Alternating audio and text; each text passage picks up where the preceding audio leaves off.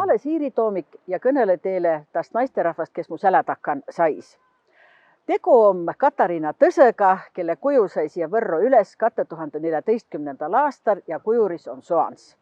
Mille Katariina Tõsõ kujo iks lõppude lõpus Võron on ainukene Vene tsaarele pühendatu ausammas üldse Eestin. Aiks tuupärast, et Katariina Tõne andse 1775. aastal välja kubermangu sääduse, mille alusel siis George von Braun 1783. aastal asut maakonna ja 1784. aastal Võro liina.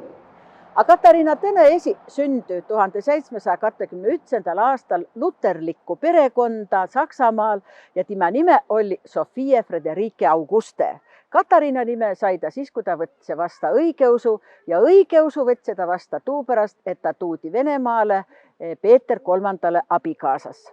Väga kavva aigu läts ta linna, kui ta tsaarinnas nõsõsi selle, et väga kavva elli viil endine tsaarinna Jelisaveta Petrovna ja siis 1762. aastal krooniti Peeter III Venemaa tsaaris ja Katariina Tõsõst sai tsaari abikaasa.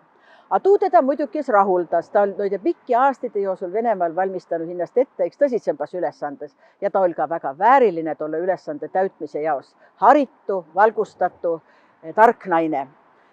Ja nii olgi, et Peeter III surma järel, kuis ta kuuli oma ette lugu 1762. aastal sai Katariina tsaarinnas. Ja valits Venemaad 1796. aastani, kui ta ka kuuli ja tsaarinna ameti maha pandse. Nüüd, kas Katariina on kunagi Eestin käynyt, küsitas iks, ja kas ta on Võron käynyt?